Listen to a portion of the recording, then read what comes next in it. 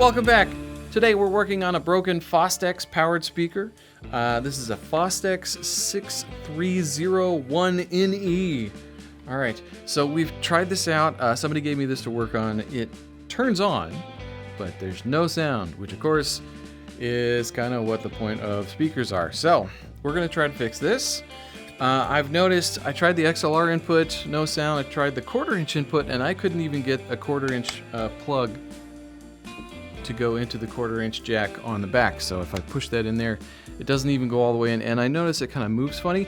And there's supposed to be a nut attached to this side, to the outside of that 1/4 inch jack, and that is gone. What I suspect has happened is that this 1/4 inch jack got banged on when it got kind of tossed around, and it's actually broken some connections on the inside of the speaker, which is causing the problem of no sound. So we are gonna go ahead and give this a look and see what we can find out.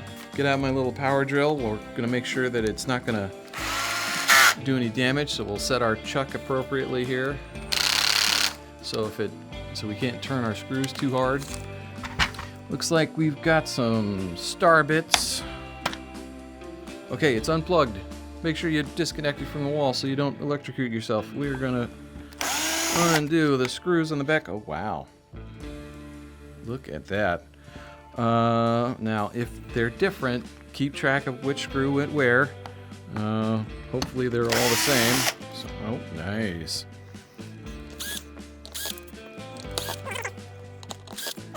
The XLR is attached with some Phillips screws. Let's find a Phillips bit.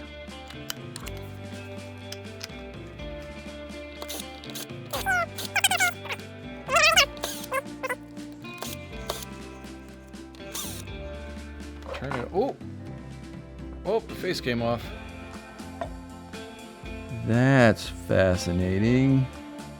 Okay, so it looks like we've got a Phillips screw way down in there. About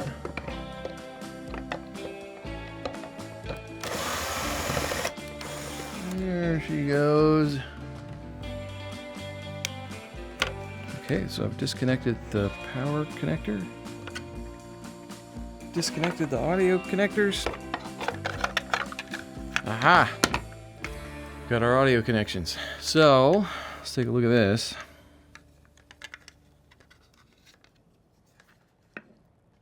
Yeah, it's got some glue on it. There we go.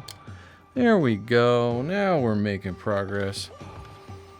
All right, we'll disconnect some of these wires. This is a 3-pin connector. That's a 4-pin connector. If they were the same, I'd be making notes about which connector was connected where, but you know, the 3-pin goes in the 3-pin hole and the 4-pin goes in the 4-pin hole. It's pretty straightforward.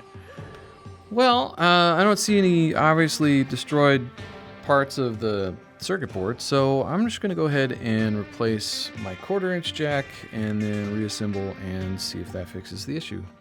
All right, I happen to have the connector I need out of my parts bin, so we're going to remove this 1/4 inch connector and we're going to replace it with the new one. Dab a little solder onto the soldering iron, get our solder pump, and then pump away some of the solder here. I might need my helping hands. Let's get the helping hands. Helping hands to the rescue. They're just gonna hold the thing I'm working on still. Perfect. Put a little bit of solder on the tip of my iron. And we are gonna melt the solder that's on this ground connection into a puddle. Just going to take a lot of heat because it's kind of a large ground connection, and then pump it out of there.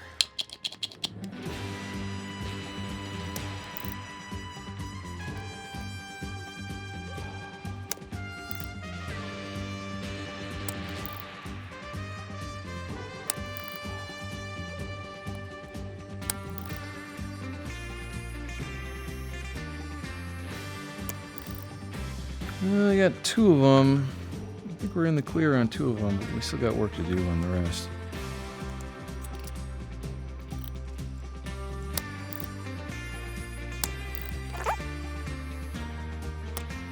they have a piece of copper foil on here that went on after the connector was put in place, and then it got soldered down with the connector. So I'm having to desolder this piece of foil without damaging it, which is tricky. I'm going to try a little bit of solder wick to see if that's effective. Still going to add a little bit of solder to the tip of my iron.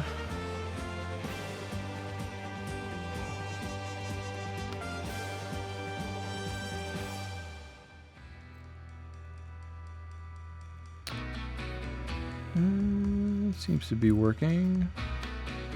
Got to be careful not to solder your solder wick to whatever you're working on.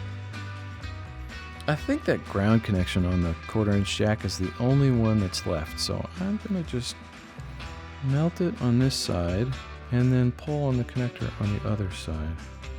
Oh, I got the shielding. Oh, the shielding came off. I'm going to add more solder. I'm going to try to pump it away. Sometimes when you add more solder, it gives the solder pump a little more mass to latch onto and pull.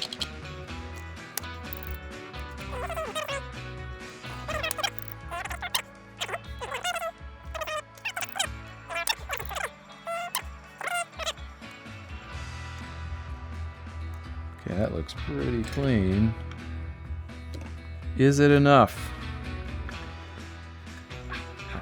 Hot. How did it get so hot? I have no idea. The ground's out. I gotta get the rest of it. Come on. Come on, baby. Yeah, we're still just barely soldered in. Oh, I got 3 out of 4, I think. Hang on. Wiggle, wiggle, wiggle. Like a loose tooth.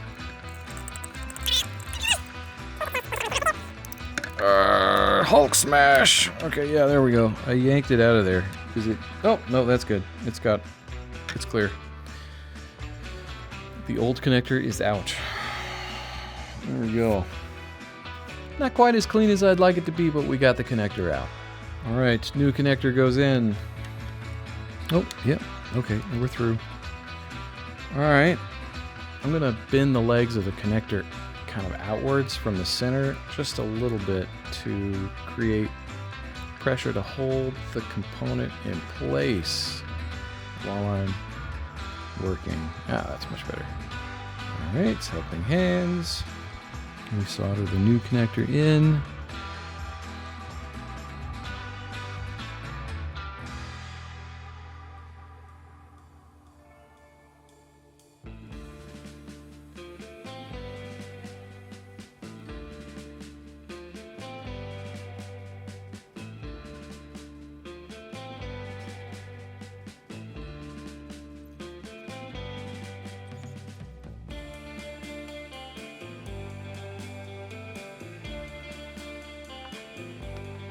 Looking good. 1/4 inch connector actually goes in. Excellent. Insert the connectors back into the chassis. Be nice and easy with the screws going into the plastic housing.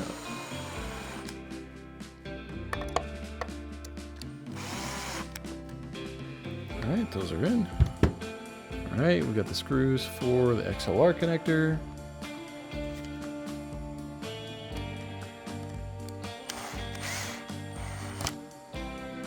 Nice and easy. All right, I've got a nut to attach to our 1/4 inch connector.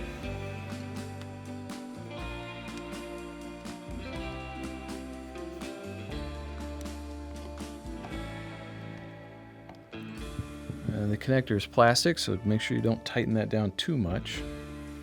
All right, let's reassemble.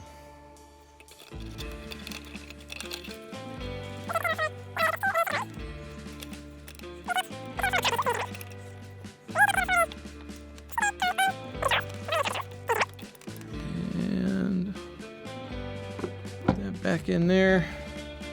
We'll put a couple of screws in it just to hold it together while we're testing.